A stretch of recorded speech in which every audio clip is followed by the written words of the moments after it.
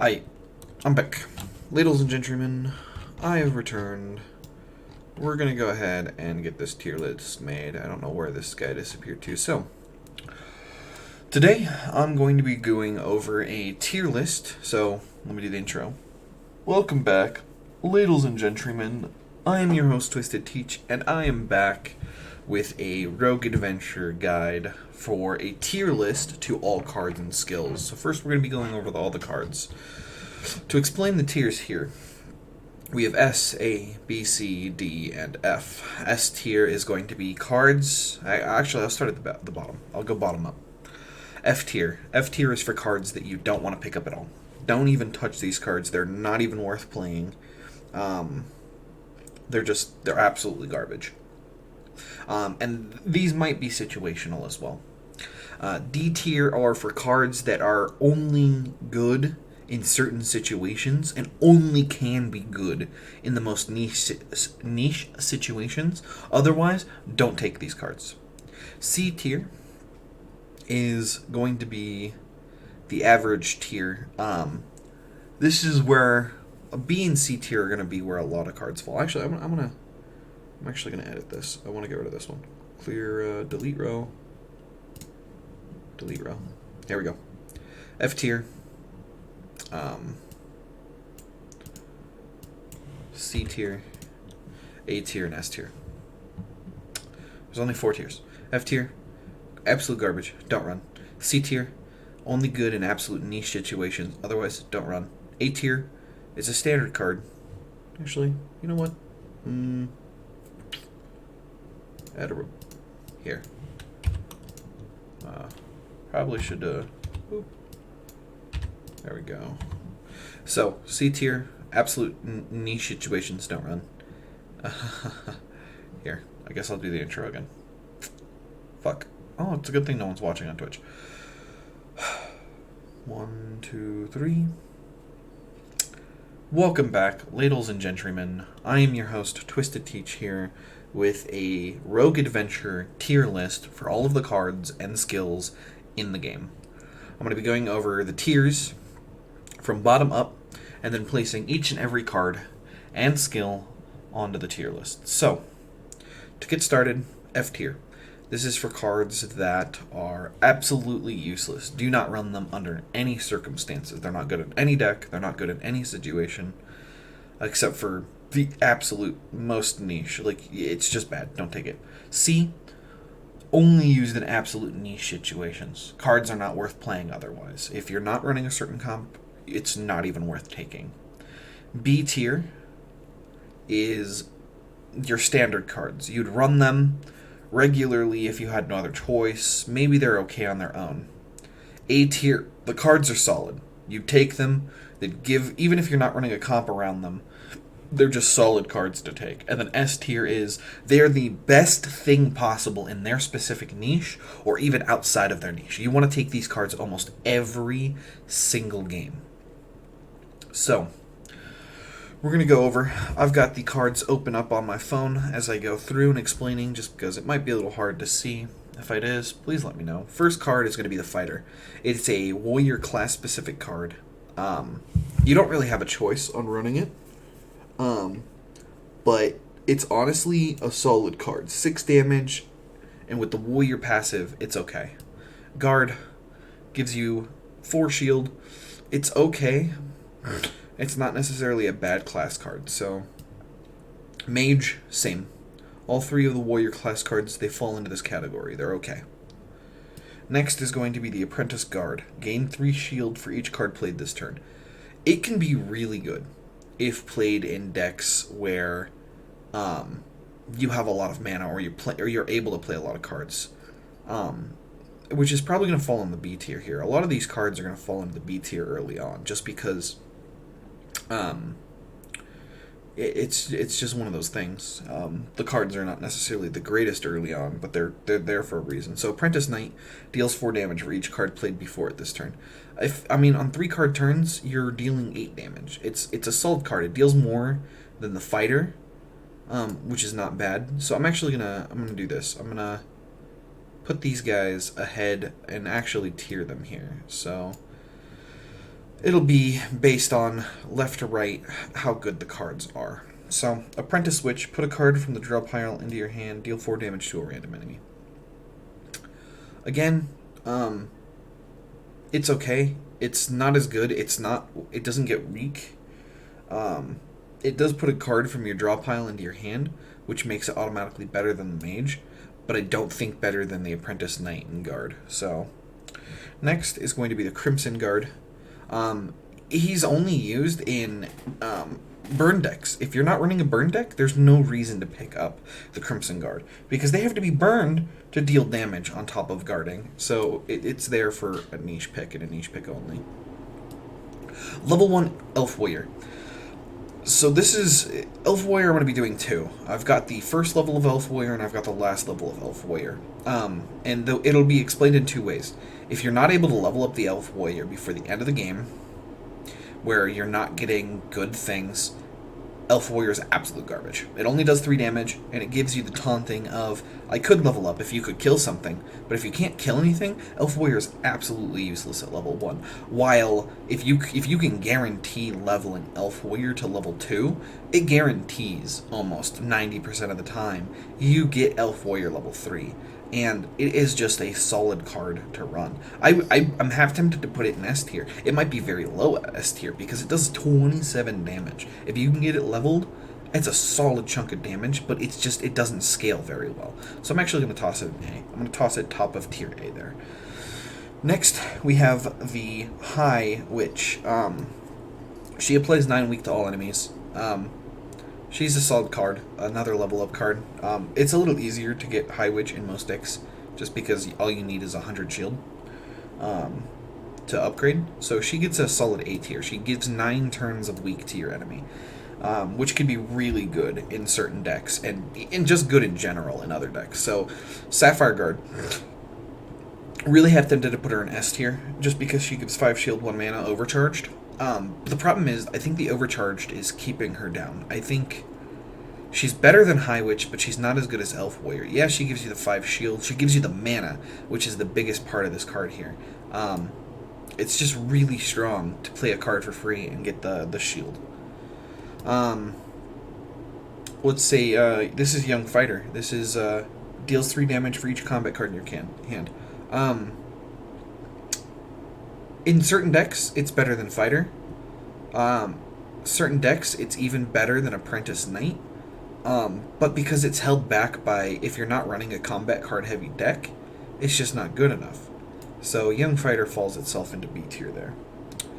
Desert Fighter deals 8 damage if the target has shield, takes double damage. It's an okay card. It still deals 8 damage, which can be higher than these guys. But because they have the ability, if you have multiple mana cards, to do what needs to be done, they can potentially do more damage. Sure, if the shield's targeted, or if the target is shielded, it does 16 damage, but it's just so niche. You're not really going to be running. You shouldn't run Desert Fighter most of the time. There's better cards. Elf Ranger deals 8 damage to a target enemy and 4 damage to all other enemies. It's an okay card. It's a pretty standard card. I'd honestly put it up here at the top of B tier. It's a pretty solid card to deal damage to everything, and it's never going to let you down. Honestly, Young Witch. If the target has weak, gain 3 mana, otherwise apply 2 weak to all enemies, exile, gain overcharged, and then exile her. It's too good.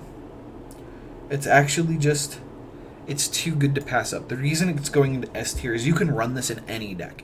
If you even have any card that is able to apply weak, even once, and you have this card in your hand, that's 3 mana that you can then go off of and start using right away. It's a hugely powerful card. Weak decks absolutely love this.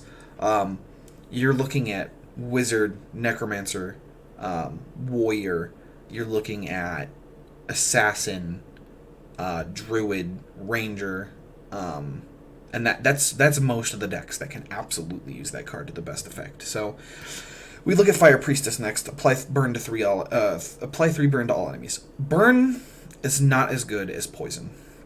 And the reason it's not as good as poison is it's at the end of the turn, burn is applied, and it's blocked by shield, while poison does it at the beginning of the turn and isn't blocked by shield. And I'm going to put it in a C tier. It's only used niche situations with burn decks. It's not good even in a burn deck. There are better cards that could be used in a burn deck like that. Next is Desert Priestess. Remove shield from the target enemy, deal 5 damage. Again, like a Desert Fighter, it basically says, hey, if the target has a shield, we're doing something. But because it removes all shield, it makes the card actually playable in some decks. Being able to get past shield if you're not able to makes it this card so good. If your opponent's stacking 100 shield, you want this card. And so I'd say she's below the Apprentices, but better than young Apprentice Witch herself. Actually, I'll put her below Apprentice Witch as well. Better than the standard warrior class cards, but not nearly as good as some of the other cards in A tier. Next, you're looking at Black Knight. I'm putting him at the very bottom of B tier. I'm half tempted to even just put him in C tier. He's a good card, but he lacks the ability to be useful in anything but shield decks. If you're not applying enough shield, Black Knight's useless. Absolutely useless. And against some bosses, the shield you apply to yourself gets applied to them as well. I'm speaking exactly about one final boss, Elemental Evil. That boss applies shield to himself equal to the shield you apply to yourself. So you're not getting past that. So if you face that boss, the card is just absolutely useless. Knight of the Sigil. Knight of the Sigil deals 15 damage, gain 1 mana, gain overcharged. It doesn't actually give you overcharged. It just requires you draw a pile and discard pile to be empty. One or the other. I would say if you get this turn 1, great card. Extra mana, 15 damage straight off the bat. She does exile herself, so if you have multiple cards like Knight of the Sigils or Lady of the Sigils, you're able to get this card actually doing lots of work for you. I'd put her high B tier here. Better in certain situations. Lady of Dark Souls. She deals 3 damage to all enemies for each card played this turn. Honestly, because it's AoE, half tempted to put her above the Apprentice Knight here. But then again, it's mana reliant. But it is the AoE damage, so I think I'm going to put her there. B tier. Just okay card. Lady of the Sigil. Gain a strength, gain a mana. A tier. I would actually even put her here above Sapphire Guard. The reason being is she gives you 1 strength, 1 mana, but requires your draw and discard pile to be empty, one or the other. And then exiles herself, keeping your discard empty for the time being. Really solid card to get turn 1 or on those off turns where you can get her down, and she gives you strength. That can't be overlooked. Looking at Angel Archer. Angel deals 2 damage for each Angel card in game and heals 2. Absolutely high A tier. Angels are just super strong, and he is so strong himself. You get a few Angel Priestesses, a couple Angel Archers, and you're set. You're doing 2 damage per, plus strength upping the damage to 5, 6 damage per, and you're healing 2 on top of it. It's just too good to pass up. Next is your Lion Fighter, which immediately puts him at the top of B tier. The reason he's going to the top of B tier is he deals 5 damage, gain 4 shields, and he's a Beastman, which already makes him, in a comp that's already great, good. He's just a solid card. Lizard Fighter is going into S tier, and I would actually put it above Young Witch. The reason Lizard Fighter is going into S tier is 3 damage for each Beastman card in the game, and you gain 1 strength until the end of your turn. If you're running a Beastman comp, and it's not even that, if you've got a few Beastmen and some extra strength, you've got 4 Beastmen with 5 strength on the field, you're doing 8 damage per Beastman. That's 32 damage with just 1 card instantly. It's too good to pass up. And Lizard Guard is going right above her. The reason Lizard Fighter is worse than Lizard Guard is shield can never, ever ever be overstated. Shielding yourself for all of the damage your opponent can deal. You can get 90 shield with Lizard Guard. It's the same thing. You gain 1 shield for each Beastman, and Resistance pumps that up. You can get so much shield. It's not as much damage sometimes, but if you have any resistance gain, it's just so strong. And she gives you 1 resistance, so 2 back to back just makes it so much armor. Then you're looking at Poison Cat. I'm putting her in mid B tier. The reason Poison Cat is getting here is because it's poison. Deal 3 damage, apply 3 poison. Really good for poison comps. Actually going to go here below Knight of the Sigil, because Beastman, great deck in general. Poison, great debuff in general. And poison decks love her. Especially since a lot of the poison decks are running a lot of Beastmen, and you can always toss in the higher tiered Beastman cards with it, and it's just a solid card. Fire Cat goes to the bottom of B tier. The reason Poison Cat goes to the bottom of B tier is because it's burn. Or, sorry, not Poison Cat, but Fire Cat goes to the bottom of B tier is because it's burn. She's still Beastman, makes her better than Fire Priestess instantly, but not by much. The reason she's going into B tier, unlike Fire Priestess, is that Beastmen are good, and if you don't have any other cards to toss in, it's okay. Young Fox is going into probably high A tier, probably below the Angel. Yeah, she deals 1 damage to all enemies for each Beastman card in the game, and the reason it's not nearly as good as Lizard Fighter is Lizard Fighter gives you the extra strength and starts off with 3 damage. This is 1 to all, and it starts off a little slower, but with the right combination and the build, you can get Young Fox to be absolutely great. On her own, not so much. On their own, perfect. Absolute great cards. And then you're looking at Centaur Fighter.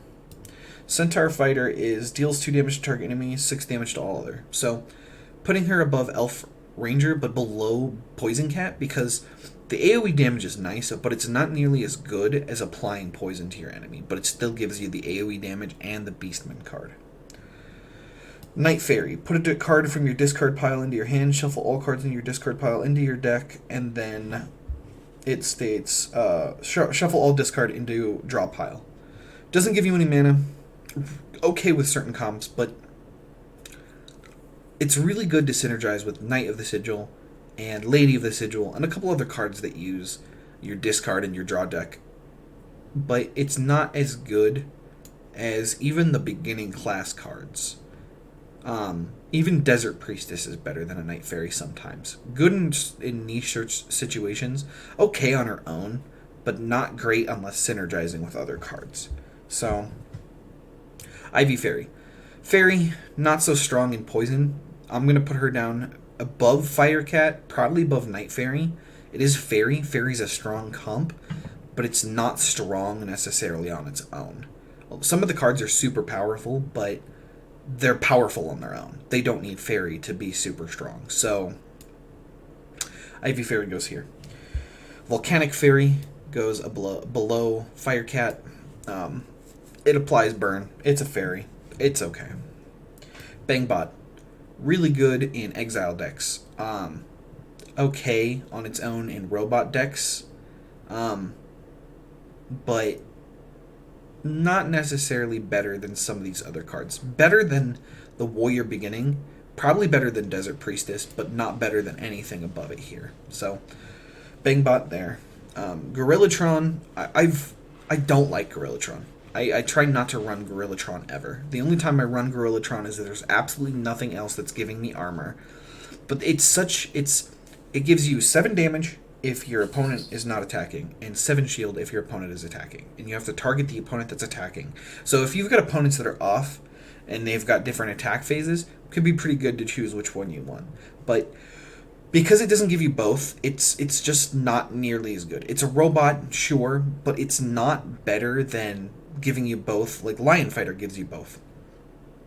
They give you scaling damage here with Apprentice Knight and Guard. Even Young Fighter gives you more damage. And there's other cards that do Gorillatron's job, doing high amounts of damage and giving you good shield, that it's just not worth it. Like our next card, Imperial Guard. Deals 4 damage, gain 8 shield. Super great solid card. Sadly, not a Beastman. Sadly, no other type of card, but definitely goes above the AoE cards. Taking the shield can never be overstated enough. It's a solid card. Elite Guard goes top of the. I'd actually even go as far as put her above Sapphire Guard here. The reason Elite Guard goes here in A tier is it gives you 10 shield and gives you 2 resistance. So if you're stacking a turn full of nothing but armor, she is a first card play all of the time and gives you 2 more resistance until the end of the turn, which makes your shielding that much stronger. Solid card. Then we're looking at the Dark Shielded Knight. Gain 4 shield for each combat card in your hand. Is the shield version of another card, the Young Fighter, dealing damage, but is far better. I'd even go as far as in most decks, as long as you're not running heavy magic, it's better than the AoE damage. The shielding there is on par with some of the greatest cards in the game. You're good, man. Hopefully you didn't strain yourself too much with moving. I'm kind of just doing a tier list. Been thinking about doing one for a hot minute, so I'm just kind of going over all of the card description and all that fun stuff. So thank you for joining the stream. I think we're doing D&D today, so I don't think we're going to be playing Raft, but I'll hit you up probably Sunday or Monday and see if you're down for some Raft. Cool. So, moving on. High Priest. Put a card from your discard pile into your hand. 1 mana, exile. I would say, honestly, better than Night Fairy. Better than the warrior base classes, because it allows you to go back and get something like a Imperial Guard or an Angel Archer or something that allows you to pump up like a Beast Emperor.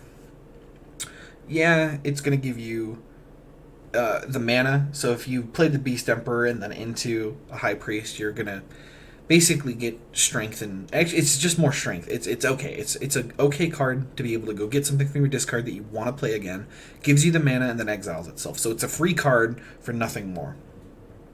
Forgotten Priestess, immediately going up to the top of A tier. I'd actually even go so far as to say every deck should run it. S tier, bottom of S tier. What she does is she removes all non-permanent debuffs from yourself and applies 2 weak to all enemies.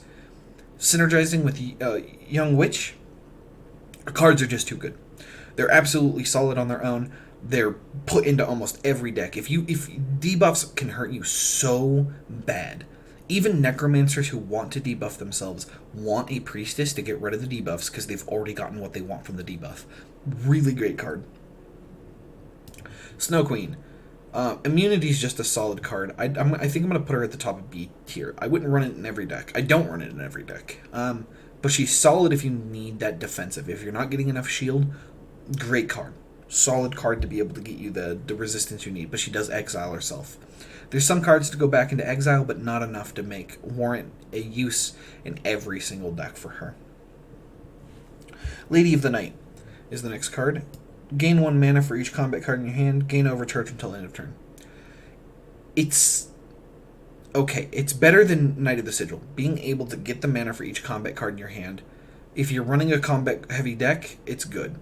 If you're not, and you're running heavy magic, not so good. So, she goes to the high B tier.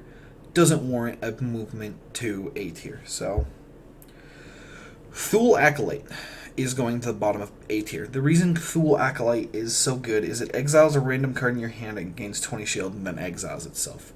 Yeah, you could sometimes get really unlucky with exiling one of your own cards that you really want.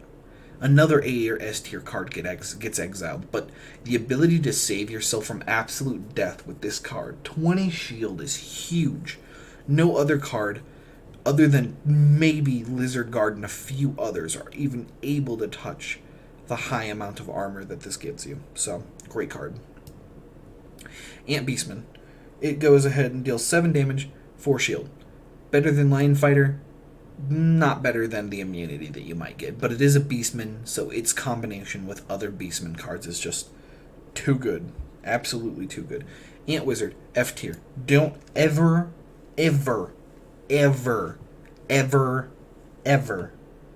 Okay, I can't really say that. It gains 3 shield for each Beastman card in the game and gain overcharged. If you're not too worried about playing lots of cards and you have a strong Beastman comp, it's going to give you almost as much shield, if not more shield, than... I don't like the overcharged on it, but it does warrant an A tier. Better than a Thule Acolyte. Better than an Elite Guard. I don't think better than anything above it. It gives you a lot of shield. I don't like running it. I don't like getting overcharged from something that I want giving me a lot of... I know Sapphire Guard, but this doesn't give you mana. It just gives you the overcharged. But it does give you a crap ton of shield. So I'll put it here to A tier. Some people might find a lot of use out of the Ant Wizard. And Beastman's just one of the strongest comps in the game. Next is going to be Snake Emperor. It's great in poison Beastman comps.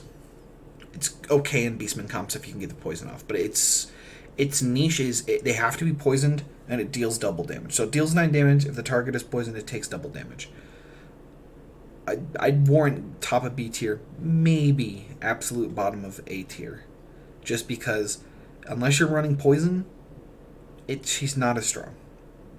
Fairy Queen. If you're not able to level her up, still a solid card. High B tier. I'd actually, yeah, I'd say high B tier.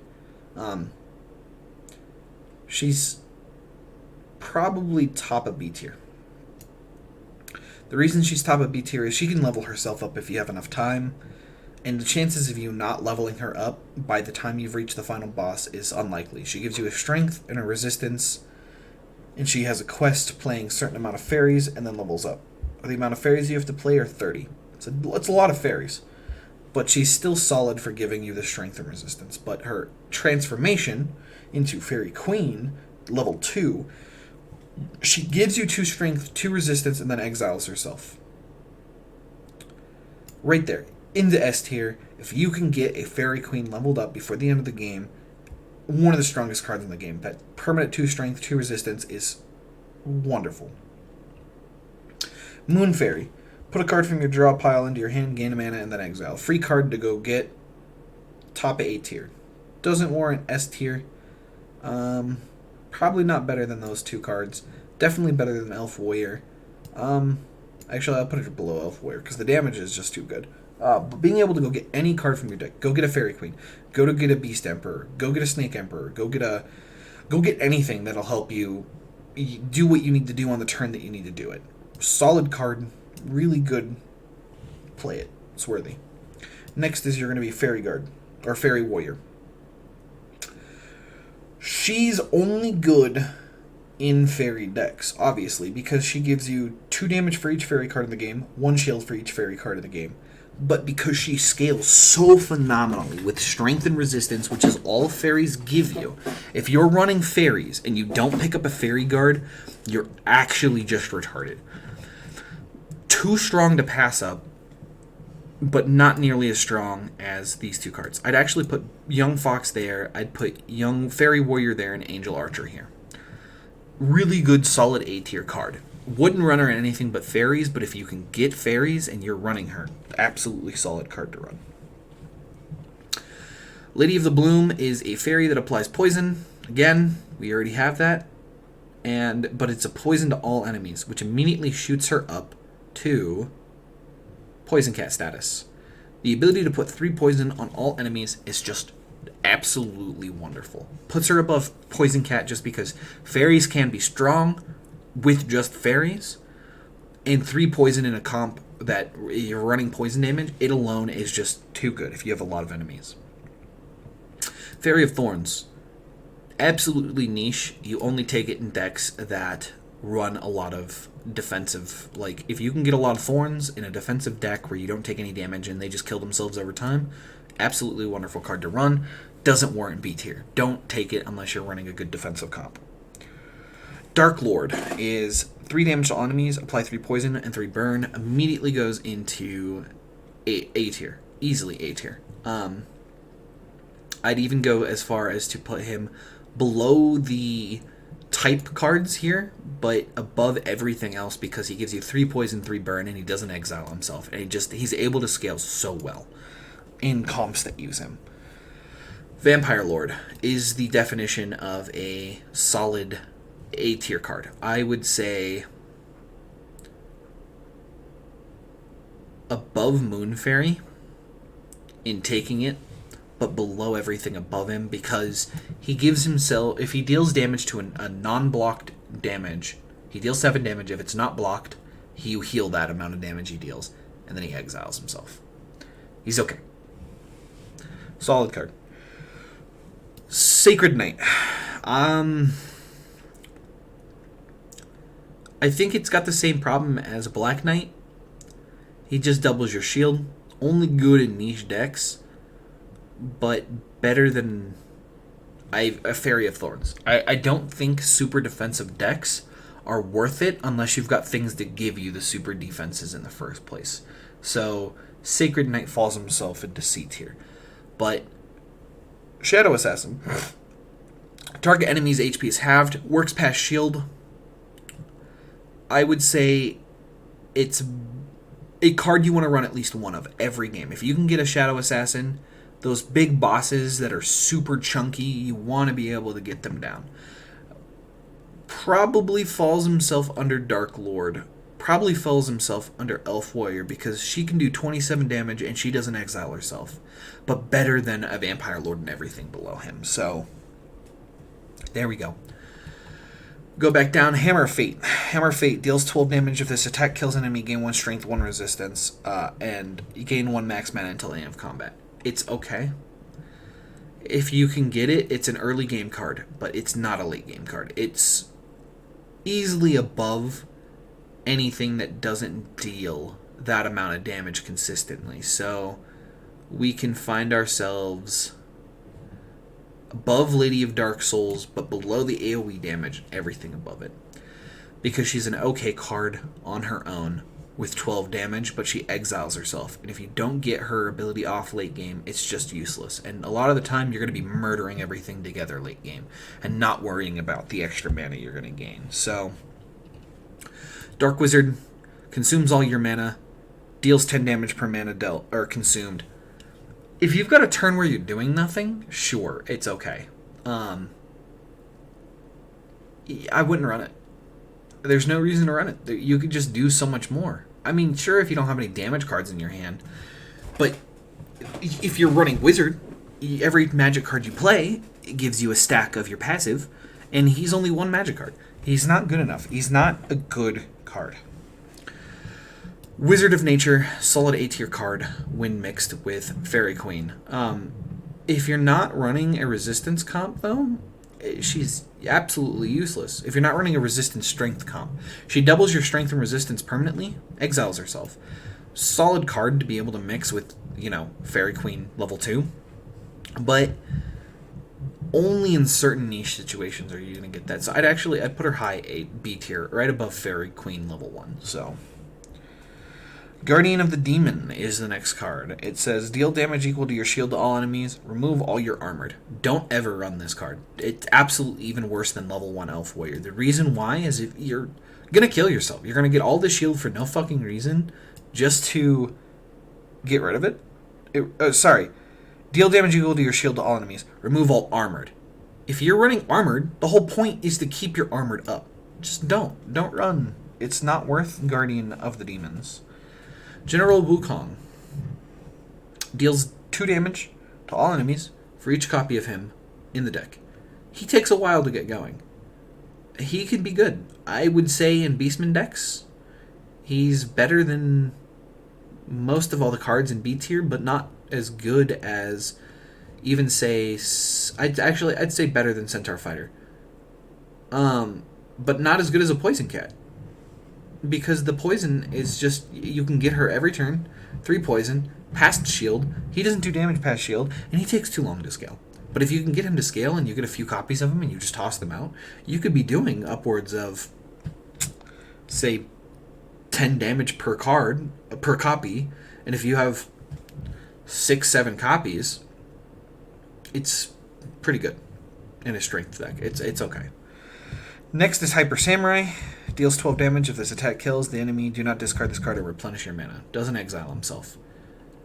Immediately warns himself because he doesn't exile himself. He gives you all of your mana back, past overcharged, mind you. It just restores your mana. It doesn't give you mana, just restores your mana. Actually makes him better than probably Vampire Lord, but not as good as Shadow Assassin. You wouldn't pass up a Shadow Assassin for a Hyper Samurai unless you're early game, and you could just get so much use out of it eating the first 2 bosses alive with the Hyper Samurai. So next is Sentinel. Sentinel adds a Robo Hand into your discard pile for each card in your exile pile. He's okay in discard decks. He's good in exile decks. It doesn't worry a B tier because he's a robot, sure, and he only goes good with exile decks. Sure, Necromancer would probably toss him into A tier alone, and I'll probably do a class tier list for all of the cards as well later on.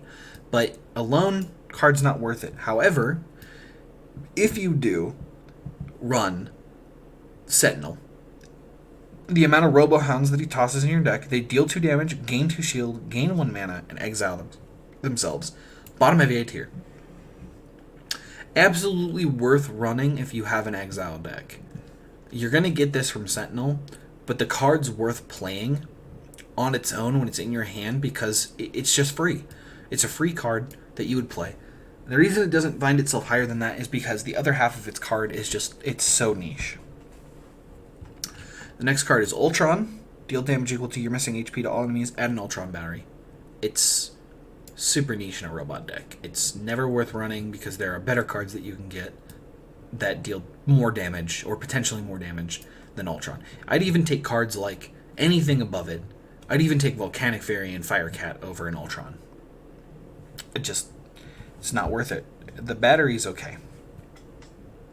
If you're running the battery, it finds itself maybe at the bottom of B tier, slightly above it. It gives you 1 mana, heals 5, and then removes itself. This exiles itself. You get one of these batteries. It's only 5 HP. It's not much better. Artillery Unit finds itself as one of the only robot cards I'm even considering tossing here. The amount of damage that you can do in an exiled deck, even if you find yourself with only a few exiles, like the fairy, if you're running a fairy deck with a few fairies, exiling himself, he deals 4 damage to all enemies for each card in the exile pile, and then exile himself. With 6 strength, that's 10 damage per card in the exile.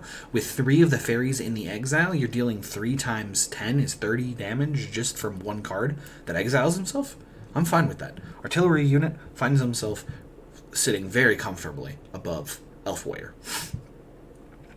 Next is going to be Hyper Warrior, which is the worst version of the Hyper Samurai, and finds himself in the same situation as Hammer of Fate. Better than Hammer of Fate, sure. Deals 12 damage if this attack kills the enemy, gain 3 strength and 3 resistance, and exile himself, but he's so niche on having to kill the opponent that he's not worth even taking before you take anything else that'll help your comp. So actually, I'll put Elf Ranger down.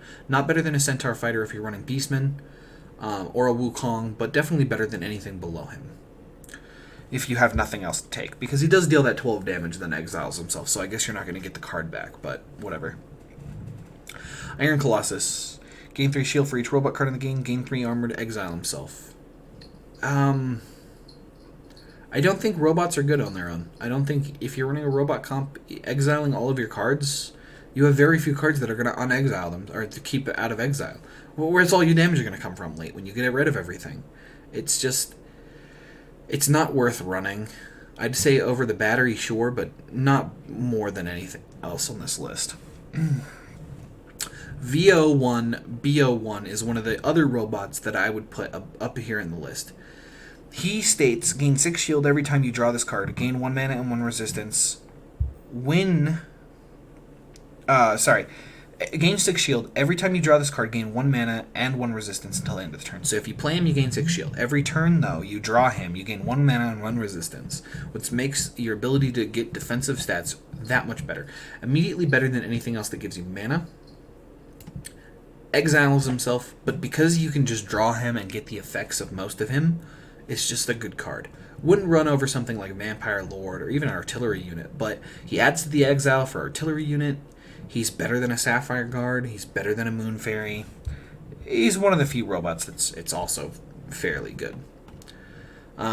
Space Commander finds himself at B tier. Actually, I'd even go as far as to put him low A tier, actually. The reason why is if your HP is below 50%, gain 10 shield. Otherwise, gain 2 armored. I'd run him over a Thule Acolyte. Because if you're at half HP, you gain your 10 armor. If not, you gain armored, which is really good for defensive decks that want it. Warriors specifically find really good use for Space Commanders. And just in general, if you're running stuff like Elite Guard, Sapphire Guard, you're running Ant Wizard, you're running a Fairy Warrior in a good deck that can use it. The Armored allows you to keep your armor in between turns, and it's a good card. Next is Necromancer Acolyte. Apply 3 weak to all enemies. All enemies receive damage equal to their weak value, and apply 1 curse to yourself. If you're not cursed, S tier. Okay? The reason I say S tier is if you can't get cursed is applying curse to yourself doesn't really matter. In a weak deck, dealing lots of damage. The reason I'm going to put him at low A tier, probably above High Witch, is certain decks utilize him very, very well. He's a magic card that if you can't get cursed, or you want to be cursed, or you want to take something, the ability to use this card, dealing damage equal to the weak, and applying weak himself, just makes him a solid card. So say you put 9 weak that turn and then drop a Necromancer Acolyte. That's 12 damage you're dealing to all enemies. It's really, really good in very certain decks. You wouldn't run in anything you're not running a weak deck, but because of how strong he is, even on his own, if you can't be cursed, is just you can't understate. It's as good as a Young Wizard or Young Witch, almost. So, good card. Blade of Justice. Man. Deal 4 damage to target enemy X times, where X is the number of combat cards in your hand. I want to say not as good as the defensive cards you can get above it, but better than anything below it. The reason she's going in B tier above Lady of the Night is because it's another card based off of the combat cards in your hand. So if you're not running a combat deck, not good. But if you're running a combat deck, you're doing 4 damage 4 times to an enemy. So you're doing 16 damage with just this card. And that can go up. So it just scales that much better. So not as good as the Beastman cards above it, but better than anything you can get below it. Masked Swordsman. Really good in an exile deck. Better than the Blade of Justice. Deals 2 damage to target enemy X times, where X is the number of copies of cards in this deck. It duplicates and then exiles itself. Really good in an exile deck. Okay on its own, I guess. If you can get enough copies of this, you just throw them out and you start doing exponentially more and more damage. So in a defensive deck that can utilize this well, better than a Blade of Justice. Beastman Champion. If you're running Fairy Beastman and you have the comp to get him, he's a good card. But because he deals 3 damage to the target enemy 3 times and strength affects this card 3 times, you're doing 9 damage, which automatically would be like, okay, sure, I'll put you above Young Fighter. I'll even put you above the Warrior class cards. But I wouldn't put you very high above.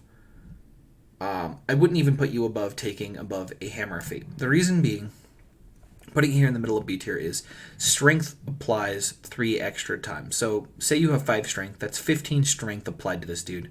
He's doing 18 damage 3 times. You're doing a huge amount of damage, sure. He doesn't exile himself. Huge damage. But if you're not running the comp necessary, and it has to be very specifically a comp, he can do 9 damage, which puts him above anything else that doesn't do 9 damage.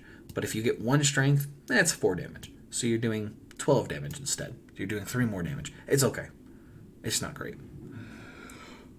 Next is going to be Desert Cat. Remove shield from the target enemy. Apply 5 shield. Unlike the other deserts, Desert Cat is a Beastman that immediately applies weak, putting her probably above everything else here. Probably below Moon Fairy, but above Knight of the Sigil, or Lady of the Sigil. The reason being is she applies 5 weak and is a Beastman.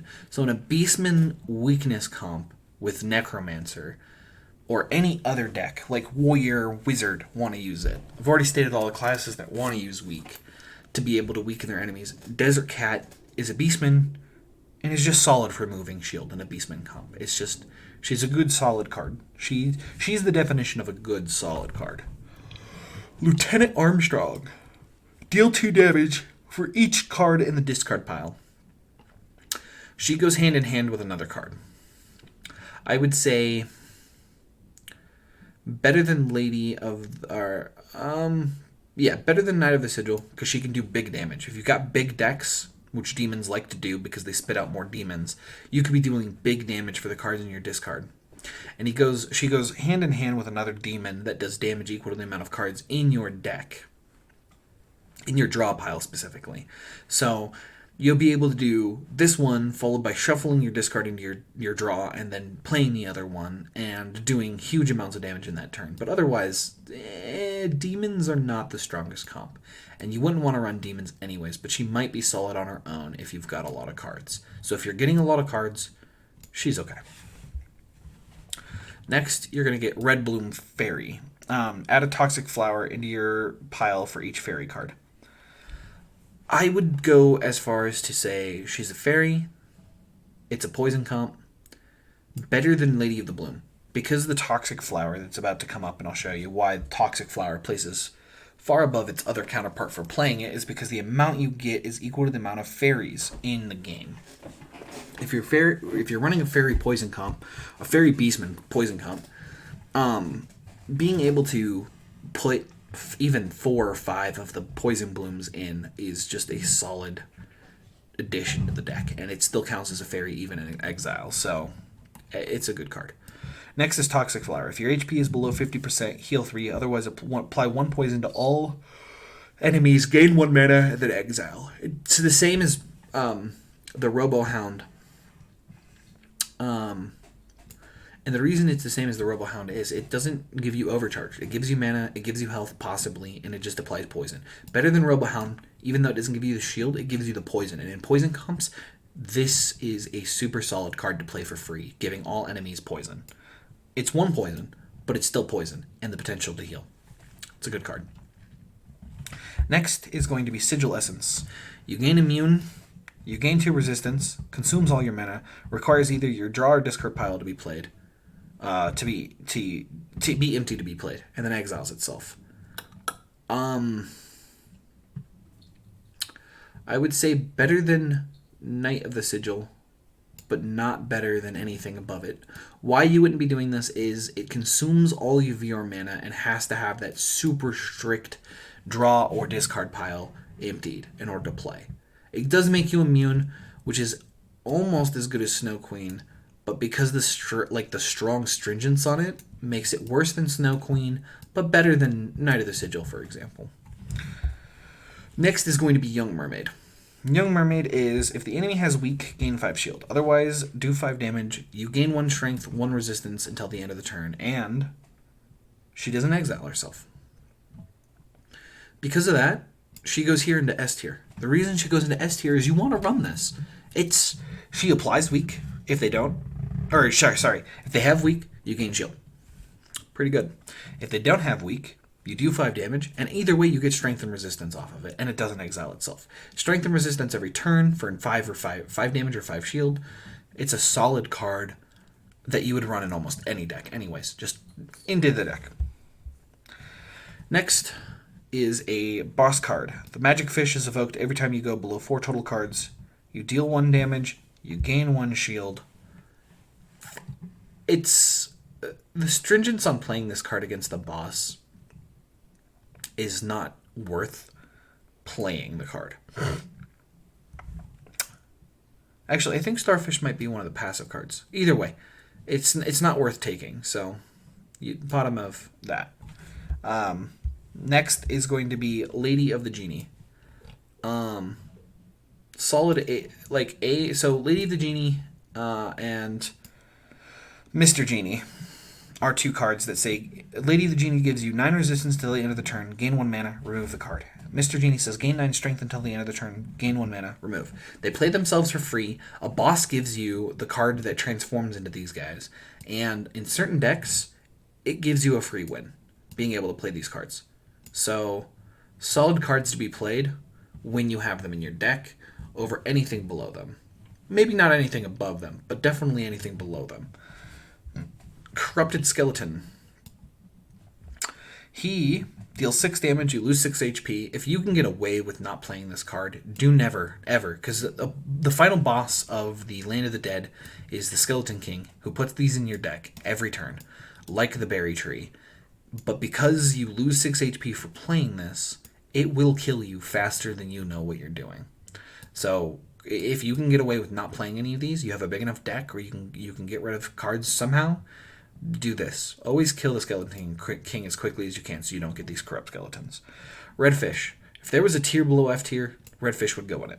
The reason Redfish goes in it is it deals 2 damage, you gain 1 mana, and you exile. Sure, it gives you damage, gives you mana, but because the effect of giving the enemy HP is just so... The boss that gives this to you heals himself for every time you play a Redfish for more damage than this deals.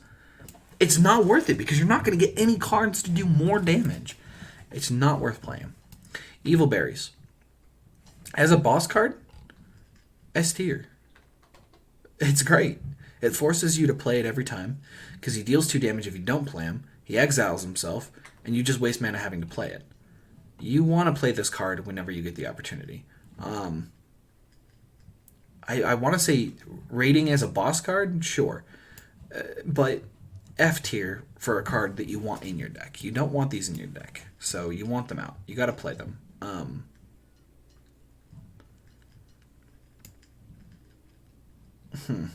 Yeah, I'll put the boss cards down here. I'll have to do an individual boss card rating later on of the effectiveness of how well it fucks you up.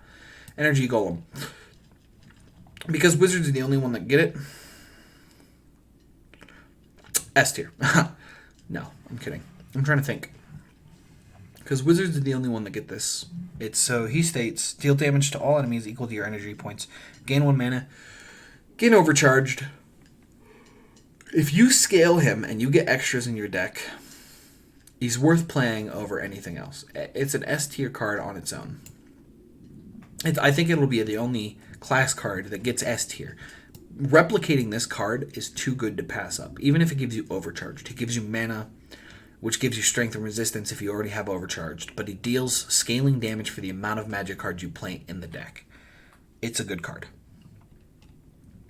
Wizard level 3. If you're running a magic deck, I would say even above Elf Warrior, you want to take a wizard. If you're not running a wizard or a magic deck, it still falls here, but you just don't want to take it. But it's really good otherwise, because he gives you 3 mana, and then you gain overcharged. And he doesn't exile himself, so he can come back over and over and over and again. And that's 3 mana, so you're using 1 to cast him. You gain a net 2 mana from this guy. It's really good. Next is Swordmaster. Deals 9 damage to all enemies. You find that he is better than a Centaur, but not as good as General Wukong. Deals 9 damage to all enemies. Pretty good. Next is going to be Golem Warrior. He states, deal 4 damage and then deal an additional 4 damage for each sphere activated. You can only activate 2 spheres. Stronger than the Warrior's base cards easily. But, I mean, technically you'd play it over anything else. I'd put him bottom of A tier, actually. Being able to put bottom of A tier, like the wizard cards, their base class cards are just really good. Mud Golem deals 2 damage, applies 2 weak, gain 3 shield. It's actually the weakest of the wizard cards. The reason it's going here above mage is it's just the better mage, gives you shield, gives you weak, and deals damage. So this deals 3 damage, 3 weak. This gives you shield. It's just better. It's not better than anything else you might be able to play if they're magic cards, but better than mage, definitely. Next is Fairy Princess. It's a fairy. Adds magic peas into your discard pile for each magic card in your hand. It's too niche.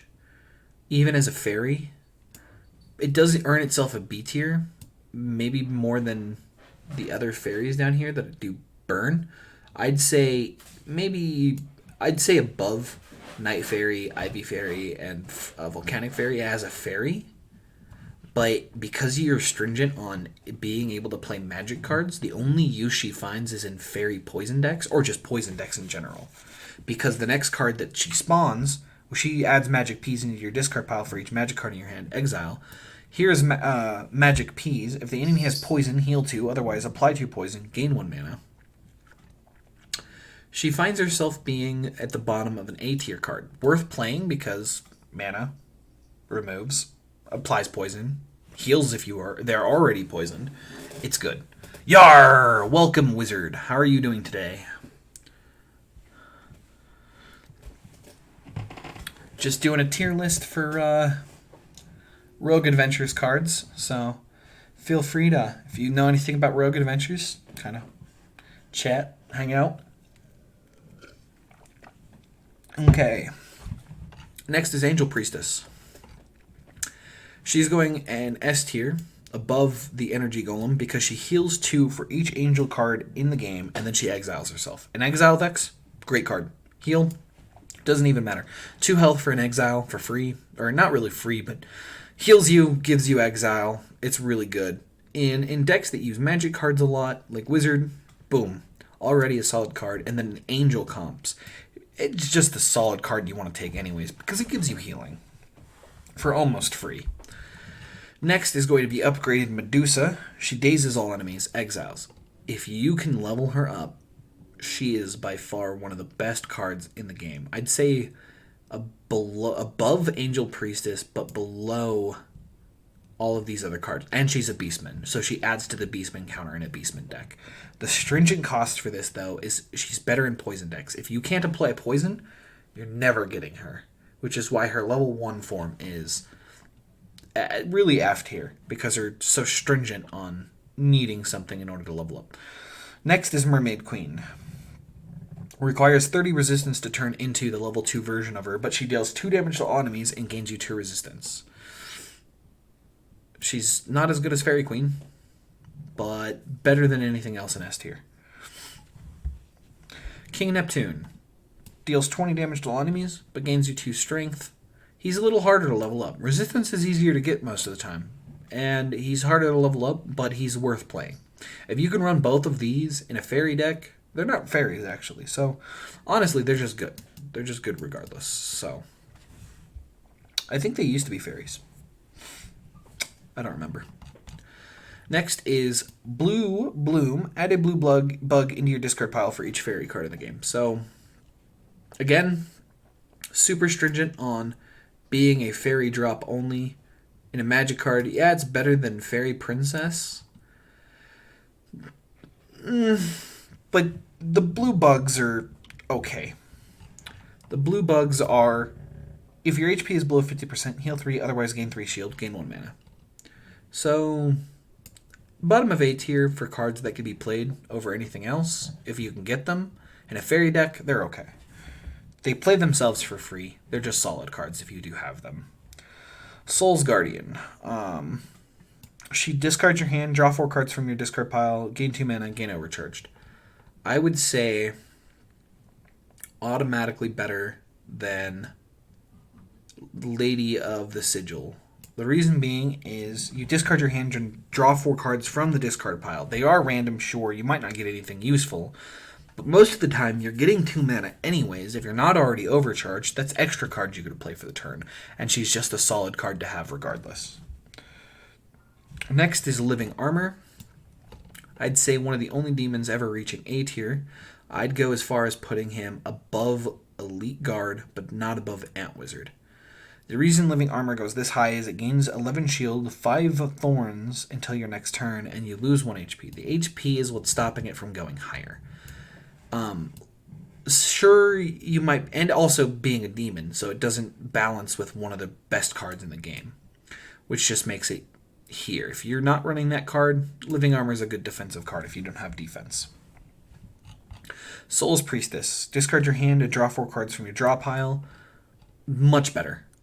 being able to empty more cards into your discard and then draw from your draw is just better.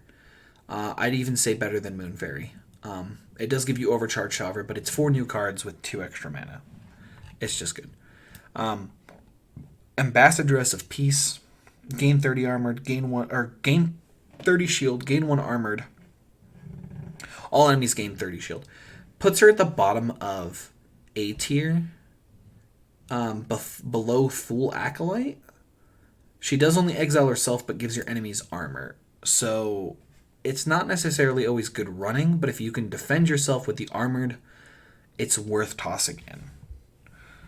Thorn Monk deals damage equal to your thorns to the target enemy, and you gain 1 thorns. Fuck, my bad. I meant to try to mute myself here. She's better than the other thorn-giving card in the fairy, but not nearly as good to reach B tier, because if you're not running thorns, and it's just so niche that you have to be running thorns, and you don't even get a lot of thorns from cards. You'd have to be stacking a lot of cards with thorns in order to even get Thorn Monk to do a decent amount of damage. And because it can't be pumped up with strength, it's just not worth running. Next is going to be Spider Queen. She applies 2 poison to all enemies for each Beastman card in the game, and in order to level her, you need to play 30 Beastman cards. She's going into S tier, and she's actually probably going to go above Fairy Queen. If you can level her up with a Beastman comp and you're running poison, she levels up Medusa for you. Beastmen are really easy to play, especially since you want to play them constantly, and she applies so much poison.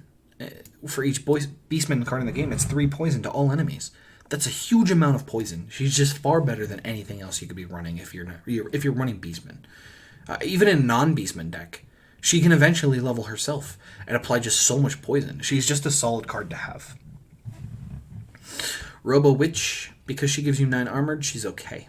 I'd say she's above Snow Queen, but below everything else here. The reason being is 9 armored's nice, but she does exile herself, so you don't get that armored back. I'd lower the armored she gives you, but keep her in the deck, because armored is so hard to come by. But I know why they nerfed armored, because she used to just put armored out and then be good, and I understand why they nerfed her. She used to be a really good card for defensive comps. That's how you used to climb really highs with really defensive decks, but now you have to do hyper offense. Hitman. Better than fighters. It's the assassin class card. He deals 3 damage to target enemy 2 times, stacking the assassin passive really quickly, but doesn't do a lot of damage. And honestly, the Black Widow is also one of the assassin cards. Add 1 stack of Mark of the Assassin to the target enemy. You gain 3 shield for each stack of Mark of the Assassin. Shielding is great. If you have 3 stacks on it, that's 9 armored.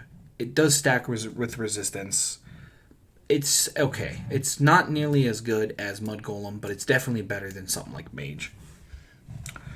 Robo Wasp is the next card, and that deals 2 damage for each copy of this card in the game, apply 1 poison for each copy of the card in the game, and then duplicates himself. Because he doesn't exile himself, he finds himself lower than some of the other poison comp cards, which is kind of upsetting, but he's okay in a poison comp. You can get him doing a lot of damage and applying a lot of poison if you build correctly, but he's not the best card because he doesn't give you armored and he only duplicates himself. So I'd put him a little lower. I'd put him down by Ivy Fairy. I'd put him above the other fairies here though. I wouldn't run him above the base class cards for Warrior though, or anything above them. So Chimera, on the other hand, deals 3 damage for each Beastman card in the game, applies 1 poison for each Beastman card in the game. You're going to see Beastman up here in S tier. I'd put him down at the bottom of S tier. Chimera in a Beastman deck is just super good. If you have 1 or 2 Beastman cards in the deck, that's still 6-9 damage with 3 Beastman cards and applying 3 poison. He does exile himself, which kind of sucks. Actually, I'll put him on the top of A tier.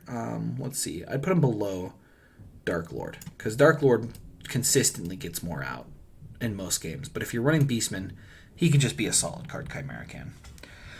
Elf Recruit. Top of F tier. The reason you don't ever want to run Elf Recruit is he gives you a debuff for doing AoE damage to opponents. Yeah, he does 6 damage to the first target, 9 to all others, but he gives you 1 debuff. And the only class that ever uses him successfully is Necromancer's self-debuff deck. Not worth running. Next is Flamethrower. This is a robot that applies 2 burn for each robot card in the game. Actually worse than Fire Priestess. Robot sucks. Robot burn, it's not good. It's just garbage.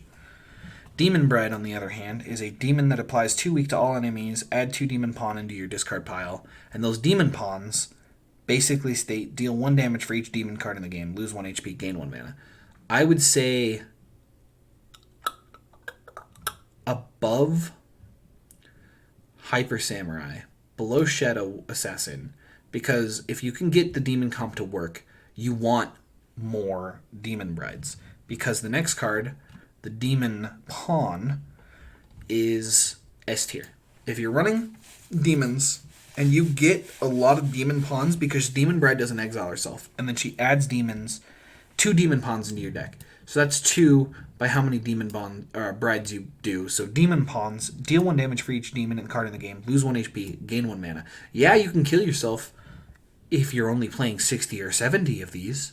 50 even, if you're at full HP, and you could just murder bosses because he scales with strength. He's one of the only demons I'll ever maybe put into S tier. I don't think anything else goes into S tier.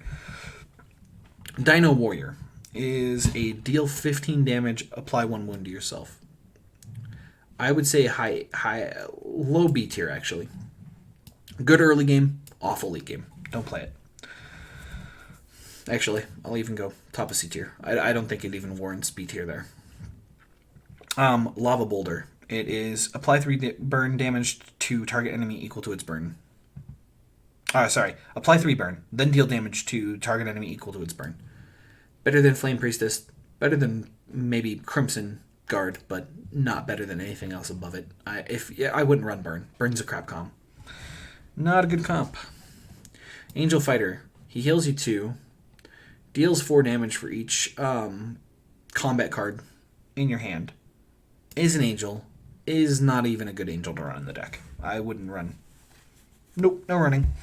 Next is Flame Imp. Deal 2 damage and apply 2 burn to a random enemy X times, where X is the number of demon cards in the game. One of the only burn cards even worth playing. Actually, there's surprisingly a large amount of demons here. If you're running a burn comp or a demon comp, I would actually I think I'm going to put him below poison here, but still solid card above everything else here if you're running burn or even demons. Just a solid card there. Actually, here. I'm going to put him down here with the rest of the burn cards, just because that's where he belongs. Mage Thief. He consumes all your mana. Gain 15 coin for each mana point consumed. Removed. If you're able to get him off the first drop, and you can scale him with turns where your enemies are not able to do anything, and you don't really worry about taking too much damage, the amount of coins that this guy will give you, stacking your deck, is good. Otherwise, don't run. It consumes all your mana. It's not worth running. Beastman Guard. Deals 10 damage for each Beastman card in your hand. Yes, he's a Beastman, but it's really niche. You have to have a lot of Beastmans in your hand, and it's just not worth running. No reason to run that over anything else. Okay, so Undead Army Fighter. Deal 4 damage, gain 3 shield, duplicate and exile. Immediately better than probably most anything here. I'd put him above... Oh, man. I'd actually put him nearly towards the top. I'd put him above Imperial Guard. And the reason being is Poison's actually really good with Necromancer. So right here is where he stops. He's okay. In my opinion, I think there's a better version of him, which is the upgraded version of the class skill, which turns him into a mace skeleton. But I'll do Banshee next. Remove a card from your exile pile. Apply 1 week to all enemies. Banshee. I would say better than Mage, better than Mud Golem, but you would only play it if you need certain things with your exile pile. So I wouldn't really play that even in its own deck. However, Mace Skeleton deals 6 damage, gain 4 shield, duplicate, exile. If you remove this from your exile, you heal 2. Immediately comes up into A tier as a A tier class skill. I'd put it underneath the weakened and other. Actually, I'd put it above the other defensive cards except for Ant Wizard. The reason being is it gives you a decent amount of shield, it gives you a decent amount of damage, and it exiles and duplicates itself, and it heals you for that. But the real card that makes Necromancers evolve really good is Abominum. Remove a card from your exile pile, apply 3 weak to all enemies, apply 3 poison to all enemies. It's just too good to pass up. Being able to weaken all enemies and apply 3 poison to all enemies. A poison weak comp with the upgraded flesh or soul of Necromancer is just too good. You wouldn't play it above anything else here, but it's just too good of a card to pass up. It is the single best class card in my opinion. Next is going to be Skeleton Piranha Exile. If you remove this card from the game, deal 1 damage to a random enemy for each card in the exile. It's okay. Damage can be high in an exile deck, but it's, I think in my opinion, too niche to be running. So I'd say bottom of B tier there.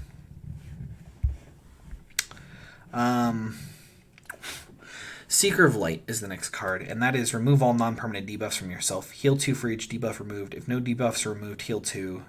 This card is not affected by silence. Another S tier card. It goes above Forgotten Priestess here because it doesn't actually. I'd put it below. It doesn't apply weak, but it does go through silence. So honestly, it's kind of mixed. Above Forgotten Priestess, below Forgotten Priestess. It can heal. It can't heal. It does not get blocked by silence. I'm going to put it below Forgotten Priestess, in my opinion. I'd rather run Forgotten Priestess because weak's pretty strong sometimes, but Seeker of Light's nothing you shouldn't pass up. You should pass up on, like, regularly. Fairy Doll. Just a cute doll that counts as 3 to its race counter as a fairy. You have to have a skill to unlock it. If you find it in your hand, just play it and get rid of it. It goes to the exile. Gets it out of your ability to play it so it doesn't take up a card slot. But it does fill 3 counters. It's just good. Next is Penguin. Deals 2 damage. Add a copy of this card into your discard pile for every 5 cards in your draw pile. You gain 1 mana. You exile. Penguin's immediate S tier for the meme. No, I'm kidding. He's going to go down here with the rest of the cards that give themselves mana but don't really count against anything. Yeah, you could end up drowning your deck. Honestly, not even a skill's worth taking. I think if you're running memes, S tier. If you're not running memes, F tier. Bottom of F tier. Don't even want to run it. I'd actually put Fairy Doll above Elf Warrior. Same with Penguins. Next is Self-Destruction Bot. Deal 1 damage for each robot card in the game. Lose 1 HP. Exile duplicate. Don't run it. It will kill you. It will duplicate, take up so many slots. It's just not worth running. Robots in general are just not worth running. Bear Doll falls in the same spot. It's a Beastman that counts as 3 Beastmen. And it's better than Fairy just because Beasts are better than Fairy. Next is Demon Guard. Gain 5 shield for each demon in the game. Can be better than Living Armor. In demons, pretty good. Even if you have a few demons in defensive decks, it's worth picking up in a defensive deck, just in general, because you'll be picking up Living Armor. Elder Fairies. Gain 1 mana for each magic card in your hand. Remove from the game. In Fairies, it can give you lots of mana. I'd say it's better than Sigil Essence, but it's not better than anything else you could be running. In Fairies even, or even Magic decks. It's okay. It can be good, it can be bad. Just because it could just be a dead card. Time Shifter. Shuffle all exiled cards into your draw pile, removed from the game. So if you're running a duplicate deck, or you want to get back something like King Neptune, Mermaid Queen, and Fairy Queen, it's good. I'd put it bottom of S tier if you're running an S comp or exiled comp. If anything, you're gonna want to bring back your other S tier cards that exile themselves. Spider Queen, Fairy Queen, Mermaid Queen, lots of queens, all the queens. Yes, Queen, yeah, Queen. King Neptune, Medusa. You want to bring all your priestesses back. It's actually just too good to pass up. In exile decks, and even just in general, if you get one or two cards back from it, it's good. It's good. Next is Snail Companion. It's the Ranger class card that gains you 2 shield 3 times. Better than Golem. Better than the other shielded cards. I'd put it here above. Even actually, I'd put it below. Actually, I'll put it below Ant Wizard. It's one of the best defensive cards in the game. You'd always want to play this if you're trying to be defensive. Next is going to be Wolf Companion, which deals 4 damage to a random enemy, gain 1 strength until the end of turn, gain 1 resistance. Because it's random, it's not nearly as good, but it does give you strength and resistance, which I'll put above Sigil Essence here and above Elder Fairy. Because it does give you the strength and resistance, and it deals 4 damage, so on turns that you want to do a bunch of damage, it's pretty good. Snake Companion, on the other hand, deals 1 damage and apply 2 poison to a random enemy 3 times. In a Ranger Poison comp, it is by far one of the single best cards to play. It goes here into S tier as well. I'd put it below Energy Golem just because Energy Golem is just better than it, but in a Poison Ranger comp, or just in general, Ranger, you always want to run Poison. And Beastman, it's just good. It's a solid S tier card. Squirrel Companion is, in my opinion, the weakest of the Ranger cards. It deals 2 damage and apply 1 weak to an enemy random 3 times. I would say it's on tier with the Mage, but it's not better than the Assassin or Wizard or Necromancer's support card that they have in their deck. It is just by far the weakest Ranger card. It's still good, it's just not great. Next is Iron Arm, who states, deals 8 damage if you have a robot card in your hand, deal double damage. Robots suck. Don't run. Illusionist, always solid to have in your hand. You don't want to ever play it, but it's just solid to have in your hand because he deals 10 damage to an enemy and applies 1 weak to it, to all enemies. It's okay. It's good. It's a weak card that deals damage. It's good. Next is going to be the Paladin cards. Sanjo. Sanjo, the Holy Lancer. Deal 4 damage every time you heal yourself. This card gains 2 damage until the end of combat. It is a solid A tier card that can scale against bosses really, really well. Infinite scaling damage, but I wouldn't run it over something like a Moon Fairy or a Desert Cat. But I definitely run it over Mana here. So Sanjo is one of the decent cards. Bjorg, the Mace of Justice, is the next one. He deals 10% of your max HP as damage, rounded down. If this attack kills, it dazes all enemies and exiles itself. Solid early game card. Okay late game card. But he automatically will eventually deal more damage than any of the other class cards. As a support card, he's not really a support, but he deals a decent amount of damage. So let's go ahead and find a place to put him. I'd probably put him below the Poison comp cards here, but above the Necromancer class card there. Sira, the Lady of Divine Judgment, deals 10% of your max HP rounded down to all enemies. Applies 2 weak to all enemies, but you lose 2 HP, which allows you to heal. I'd honestly, because of the weak, it puts her high into A tier, but I don't think it warrants putting above Sanjo, because he scales infinitely better than she does, but the weak is really good. Next is Lucy, Lady of Lights. She's a card that states gain shield equal to 10% of your max HP. If the card is in your hand at the end of the turn, raise your max HP by 5. Because she doesn't actually give you resistance scaling armor and just 10% of your max HP, it automatically makes her worse than any of the other class cards. I'd say worse than Mud Golem. I would say better than the Animal Companion, however, because she does give you scaling HP. But the armor is just not good because it doesn't scale with resistance. If it scaled with resistance, it would be good. It just doesn't. It can't. Next is Fallen Angel. Deals 17 damage, lose 3 HP. She deals lots of damage. She loses too much HP late game to even be good, even in a demon comp.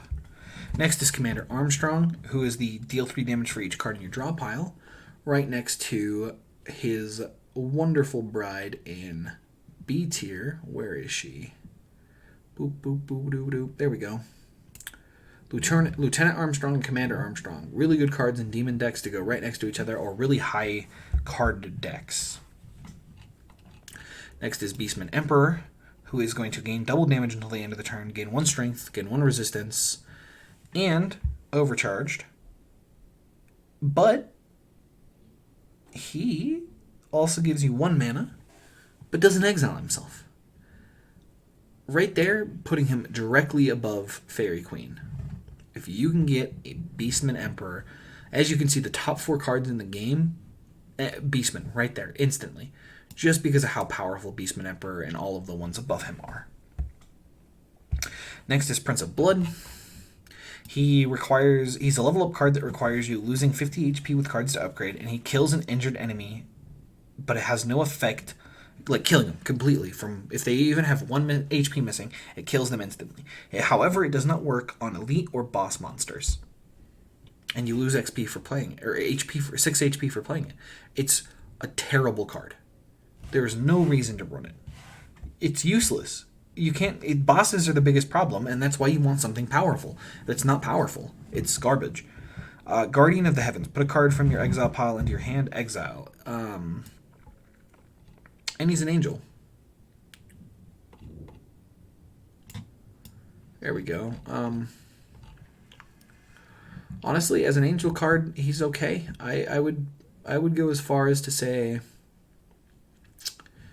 better than Moon Fairy, but not better than anything above him. It's a solid card as an angel because it allows you to go get something from exile, but not nearly good enough. So, the next cards that are going to be come off of Magic Leaf. It transforms this card into a carnivorous plant, and you gain 1 mana, and these are the plants. So the first one is Swamp Plant. Apply 3 weak, gain 4 thorns, it turns back into Magic Leaf.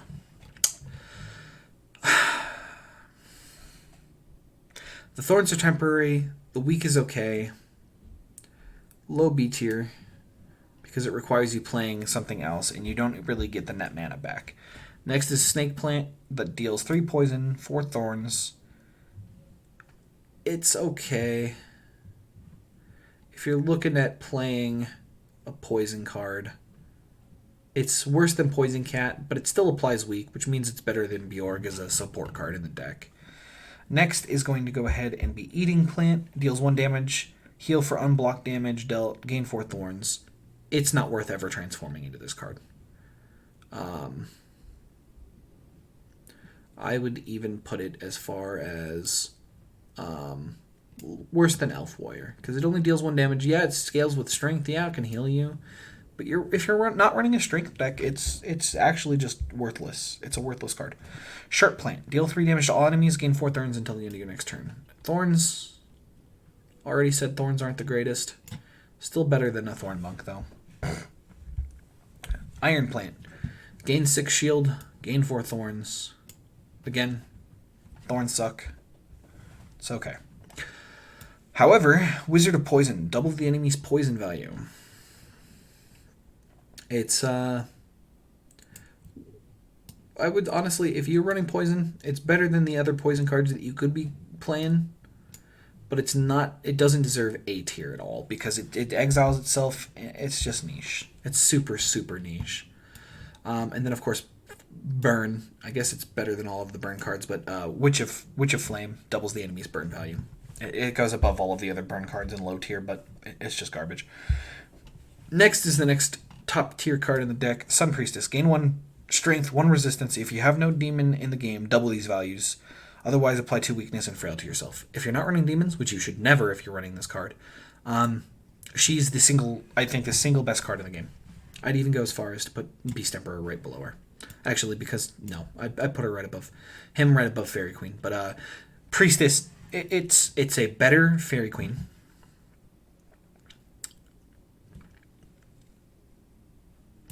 Actually, it's the same as Fairy Queen. Better than a Beast Emperor, but not better than these cards for Beastman. So, I'll hold off on that. Next is Son of the Forest, which is Druid. Son of the Forest deals 3 damage, 2 shields, 1 thorn. Damage, shield, it's pretty good in the same card. Better than some of the other class cards. Better than the Necromancer's class card, which is up here. I'd even say better than Bjorgsen and better than the Snake Plant here, but not nearly as good as the poison cards here. Daughter of the Forest, apply 1 weak, gain 3 shield, gain 2 thorns until the end of your next turn. She falls into the same spot as her brother, Son of the Forest.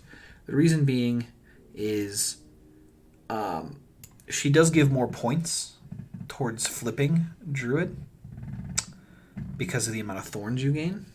Because this is 1 thorns, this is 2 thorns. Thorns is really good for Druid because it allows you to transform quicker. Her weak and damage, or weak and shield, is pretty good. I'd say better than Son of the Forest, but not better than Poison Comp here. Next is going to be the Fire Totem and the Thunder Totem. If you're running... I honestly, I can't stand Shaman. Shaman's a really crap class, in my opinion. I wish they would have done more with that, but the ability to balance your totems is kind of fun. It's a kind of fun comp. Thunder Totem is ultimately better than that. I'd even go as far as to put Thunder Totem dealing the massive amounts of damage that it can after stacking a Fire Totem up here with probably below Sapphire Guard, but above anything that can deal damage there. Just because it gives you shield, the passive that it triggers when swapping totems deals a decent amount of damage. So, Mechanic is the Engineer's class card. Deal 5 damage if you have an activation gear in your hand. Add a random robot from your exile pile into your discard pile. Engineer's the only one who uses robots. Robots suck. Low B tier. Scientist, gain 4 shield, add a random robot from your discard pile into your hand. Again, robots suck. Goes into low B tier. Now the robots, activation gear. Use this card to activate one of the Engineer's robots, gain 1 mana. Will trigger all of these next robots. It triggers 1 of 5 different robots. The first robot is Robot Butler. Heals 4, removes all non-permanent debuffs from yourself, exile. It is an S tier play. If you're playing Engineer, you're playing it. You're playing it because you're curing yourself of everything, and you're going to be playing that over some of these other cards. It even goes above... Actually, I'd say it goes below Snake Companion and Energy Golem, but above Time Shifter and Demon Pawns. It's a great robot. It's an absolutely fantastic robot to have in Engineer. Next is Rifle Unit. Deal 2 damage to a random enemy 5 times. That's 10 damage. And it can split. I don't think it deals all the damage to the same enemy. It's a B tier play at best.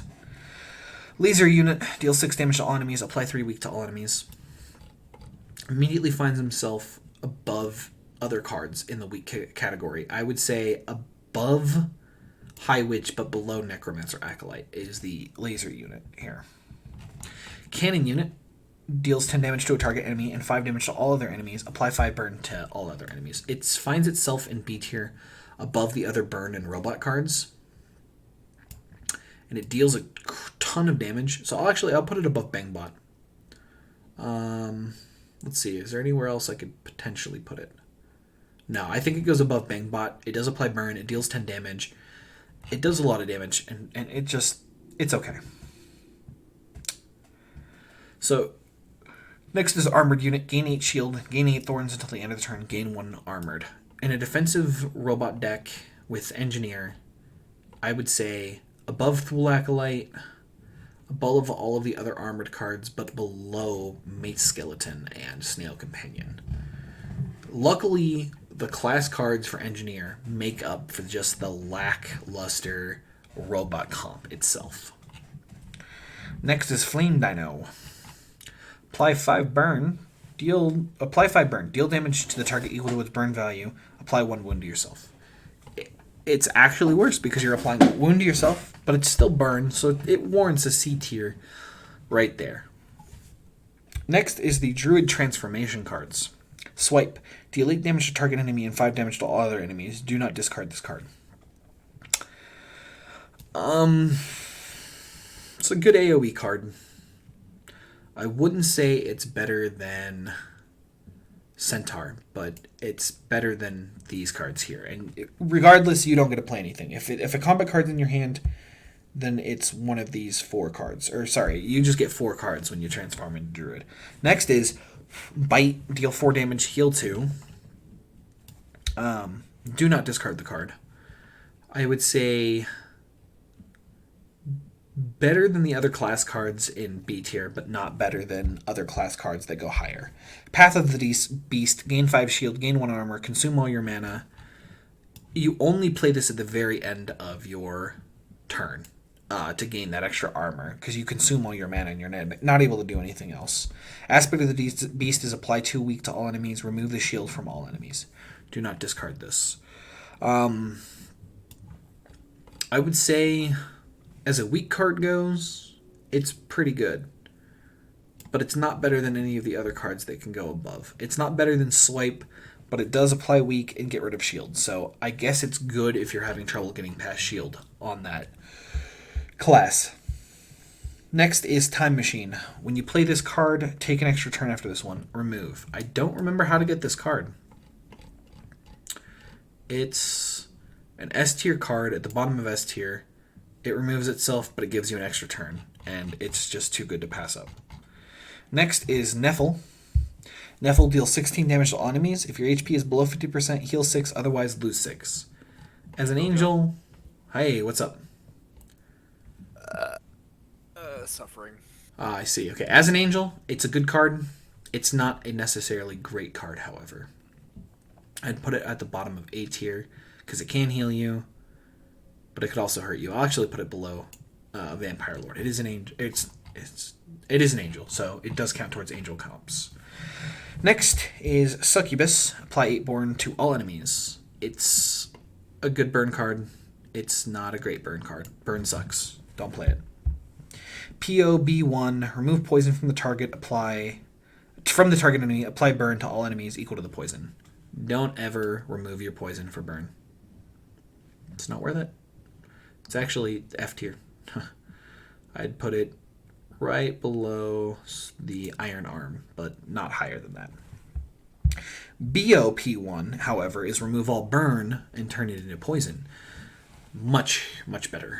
But I wouldn't put it above the other poison comp cards in the deck. So you'd go above Daughter of the Forest, but not above Poison Cat. Next is going to be Oracle Statue, which is another card that you get for a skill, which shuffles all cards in your hand and discard into your draw pile, then you draw 4 cards. And it gives you 2 mana after exiling itself. So, a good card to play if you have no other way, you're not overcharged, you want some more cards and you want more play it. Blessed Fairy. It's the one that adds the Oracle Statue. Adds Oracle Guardians. It's a fairy. It's an angel fairy. Wow. I'm not even paying attention anymore. Angel fairy.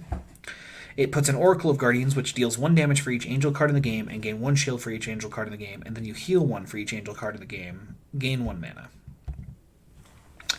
If you're running angels, it's good. If you're running fairies, it's okay. It plays itself for free. That's all I can say for that. Next is Old Jester. Put a random rare card from your draw pile into your hand. Gain a mana, exile. It plays itself for a free card and it exiles itself. it's okay card. It's a free play.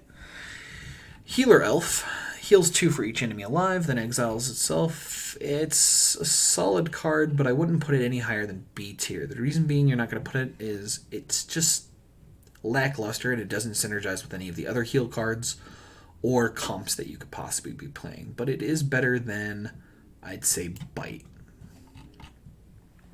Next is Priest Healer. Deal 3 damage if this attack kills the enemy, heal 7. It's exiles itself. It's a garbage tier play. Don't ever play it, even above, the dolls. I'd play dolls. I'd even play Elf Warrior before I played it.